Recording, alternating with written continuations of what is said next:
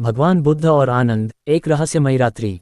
गंगा के तट पर बसा वह प्राचीन नगर श्रावस्ती, जहां भगवान बुद्ध अपने शिष्यों के साथ वर्षावास कर रहे थे। उनकी करुणा, शांति और ज्ञान के प्रकाश से समस्त नगर आलोकित हो रहा था। उनके प्रमुख शिष्य आनंद, जो सदा उनके साथ रहते, सेवा करते और उनके वचनों को आत्मसात करते, एक विशेष अनुभव की ओर बढ़ रहे थे, एक ऐसी रात जिसने उनके जीवन की दिशा ही बदल दी।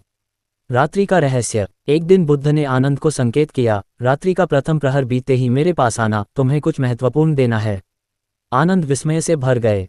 भगवान बुद्ध, जिन्होंने जीवन का सबसे गूढ़ ज्ञान दिया था, अब कुछ और देने वाले थे। यह क्या हो सकता है? रात्रि गहराती गई। चंद्रमा की शीतल किरणें जंगल में फैल रही थीं, पक्षियों की चहचहाहट थम चुकी थी और सन्यासियों की कुटिया में मौन व्याप्त था। आनंद, धड़कते हृदय के साथ, भगवान बुद्ध के कक्ष की ओर बढ़े। अद्भुत उपदेश। बुद्ध ध्यानमग्न बैठे थे। उन्होंने धीरे से आंखें खोलीं और आनंद की ओर देखा। उनकी दृष्टि में एक अनूठा तेज था। आनंद, बुद्ध बोले, तुम वर्षों से मेरे साथ हो, हर उपदेश को सुना, हर ज्ञान को आत्मसात किया, लेकिन क्या तुमने स्वयं को जाना? आनंद अचंभित थे। उन्होंने तो सैकड़ों बार सुना था कि आत्मज्ञान ही मुक्ति का मार्ग है, फिर भी आज ये प्रश्न नया सा प्रतीत हो रहा था। भगवान, मैं तो आपके चरणों में हूँ, आपके सान्निध्य में हूँ, फिर भी ये प्रश्न क्यों?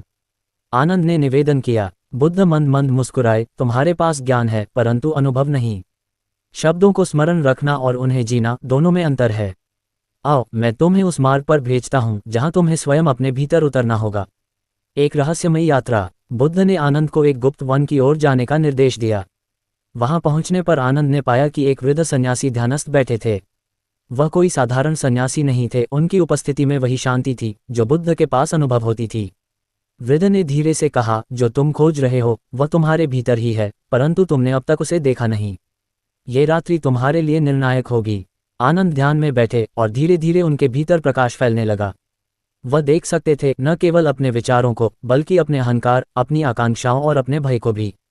उस रात उनके भीतर एक परिवर्तन हुआ। उन्होंने केवल बुद्ध के उपदेशों को नहीं, बल्कि उनकी अनुभूति को भी पा लिया। प्रभात की नई किरण। जब आनंद प्रातःकाल बुद्ध के पास लौटे तो उनकी आंखों में एक नई चमक थी। वह न केवल शिष्य थे, बल्कि अब एक साधक भी बन चुके थे। बुद्ध ने उन्हें देखा और मुस्कुराए, अब तुमने जान लिया आनंद। मेरे शब्द तुम्हारे भीतर जीवित हो उठे हैं। यही सत्य है। आनंद ने सिर झुका लिया। वह समझ गए थे कि ज्ञान को केवल सुनना पर्याप्त नहीं, उसे जीना पड़ता है। उस रहस्यमयी रात ने उनके जीवन को बदल दिया था। निष्कर्ष। भगवान बुद्ध केवल उपदेश नहीं देते थे, वह अपने शिष्यों को सत्य के मार्ग पर चलने के लिए प्रेरित करते थे। आनंद के लिए वह रात एक रहस्य थी जिसने उन्हें आत्मबोध की ओर बढ़ाया।